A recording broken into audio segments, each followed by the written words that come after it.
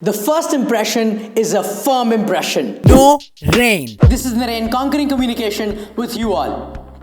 We've all heard this statement, the first impression is the last impression. I don't agree because I believe in the power of communication. I believe if you work strong enough, if you are a great communicator, you can change your first impression, whether it's for the good or bad. But if you work upon it, you can change the first impression. But having said that, the first impression is a very firm impression. And that's why we must carry out how we create a first impression with care and with sensitivity and mindfulness. So the first impression is a very firm impression, a very important impression. Now, do you know experts say the first impression is formed within the first few seconds or a minute or two of meeting somebody? Yes, that's right. The first impression is formed within the first few minutes or seconds of meeting somebody. So it's very important how we carry ourselves in the first few seconds and meeting of somebody. Here are 5 tips that are going to help you in really creating a solid first impression in the first few seconds and minutes by understanding the psychology and human behavior of communication. So here it goes.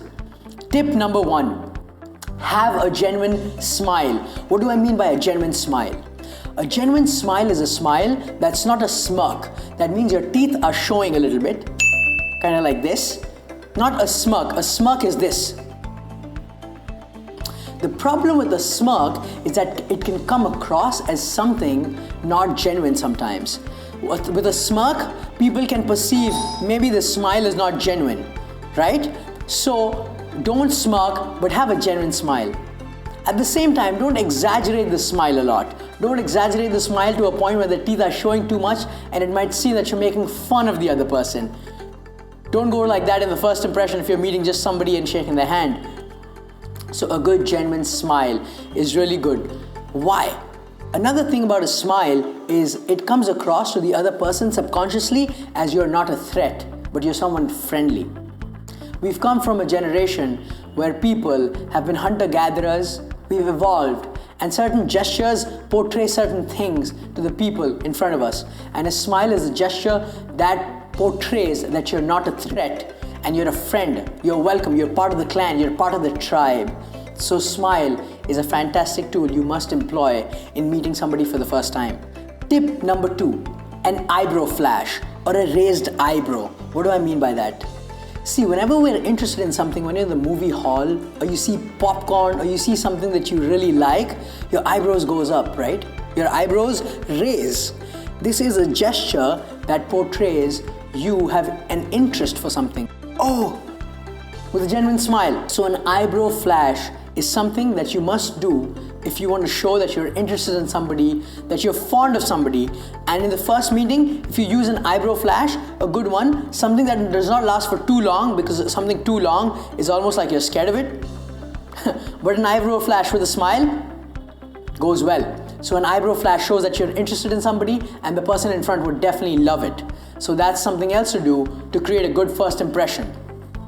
Tip number 3, leaning forward. When you are in a classroom and the teacher is teaching, have you seen some students lean forward? They go like that and they're interested in learning. Some students or the backbenchers are like this, leaning backward, back slouched, maybe hands crossed. Also, I've noticed sometimes I go to restaurants and there are a few couples sitting and the guy is leaning forward but the girl's leaning back, and I'm like, oh, she's not interested in the guy at all, man, subconsciously. She's just trying to be nice. Jokes aside, but leaning forward shows that you're interested.